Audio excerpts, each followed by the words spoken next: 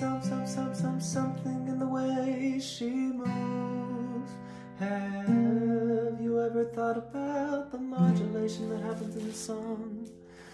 That's what we're gonna talk about today on this installment of Get Good at Songwriting. Yeah. Don't wanna leave her now. You know I believe in how.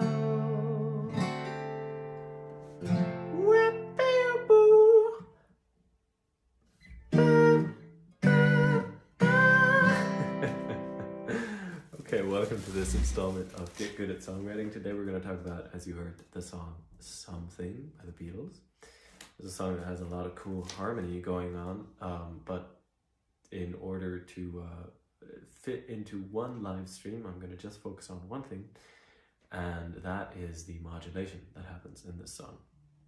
Hi, random YouTube viewer. Nice to see you. Welcome to the stream. We're talking about music theory and songwriting. So it starts out in C, right? And in the way she moves, transmit like no other lover. Goes through some very cool borrowed chords and don't wanna leave her now. But it stays in C major or A minor. Of course, it's kind of in A minor, but it's really the same thing. Don't wanna leave her now. You know I believe in how.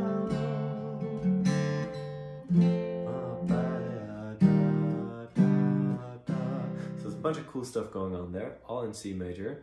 It's very interesting and very cool. We might talk about that some other time. What I want to talk about is when the song does this. You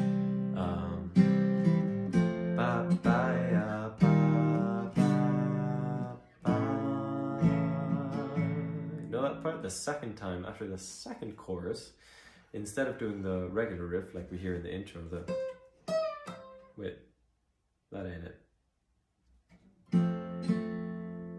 All right.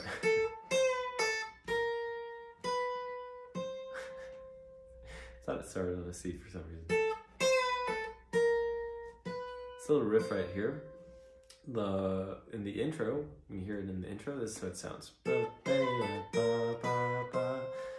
Playing all the chromatic notes between A and C. So A, B flat, B natural, C. Great finger workout if you want to.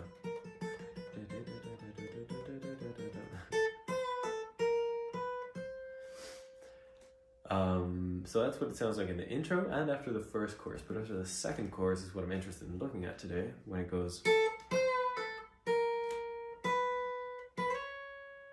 to a C sharp instead. And the song modulates to A major. You see what normally happens here, we go to the 4 chord of the key we're in, C major, and we get this very cool borrowed chord, this flat 3 borrowed chord from C Aeolian, E flat major, and then we get a second inversion 5/7 chord, a second inversion G7, taking us back to the C. And the reason it's in the second inversion is just because that makes the bass line a little bit more sexy. Then it goes from F to E flat to D to C.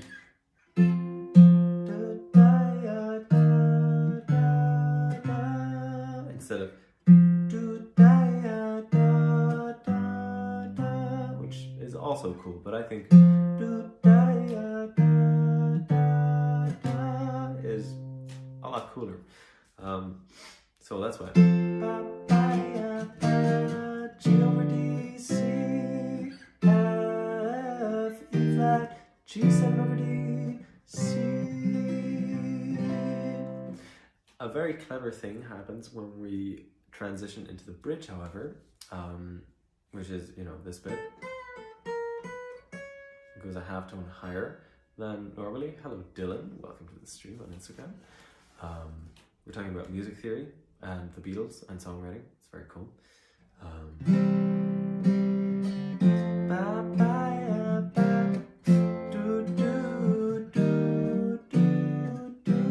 It's what we normally get, but after the second chorus, what we get instead is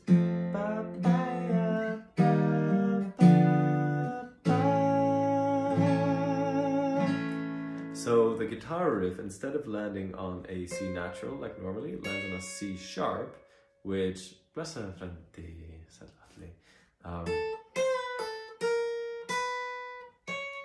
which is the third of an A major chord. If on that occasion it landed on a C natural, it wouldn't sound good with a harmony.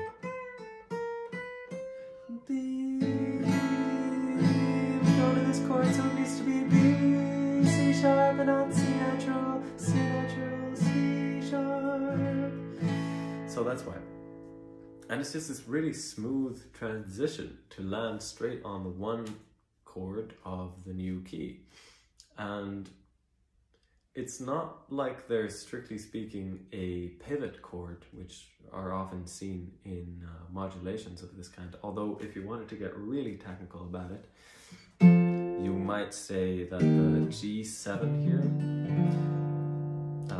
is on the one side, on the one hand, a 5/7 chord in C major, but you could also analyze it as a flat 7/7 borrowed chord in A, going to A through a backdoor resolution.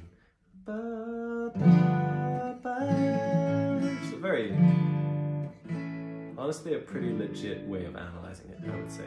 So you could say that this G7 chord is simultaneously acting as the 5/7 chord in C and the flat 7/7 chord in A major.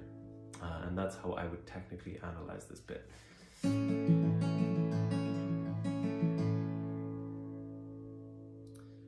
But what I wanted to mostly highlight with this is just how seamless this modulation becomes, because of, like, it's slightly unexpected that the guitar riff ends on a note that's a half step higher than usual, a C sharp instead of a C natural, but the way it logically moves up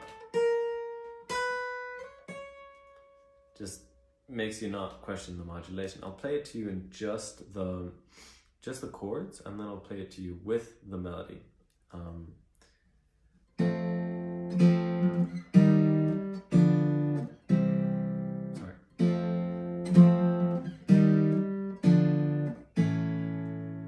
As opposed to ba, ba, ba, ba, ba. You know how the melody kind of ties it all together by playing the fifth of the E flat chord. Turn off the comments on YouTube, somebody's spamming. There we go. The fifth of the E flat chord, going to the third of the G7 chord, and going to the third of the A major chord. Again, that's the fifth, the third, the first inversion G7 chord, and then the third, the A major chord.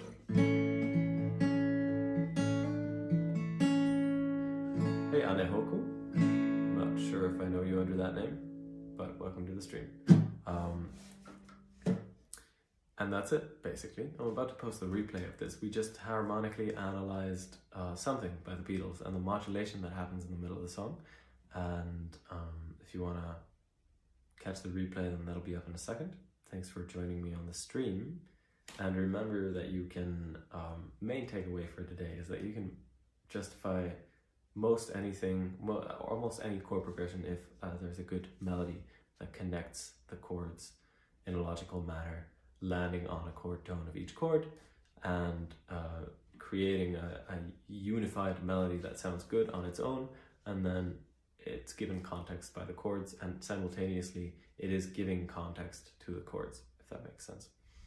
So thanks for joining me for today's installment of Get Good at Songwriting, and I will see you here next week. If you want to study music from me, if you want to check out my music, then the links for that are in the description.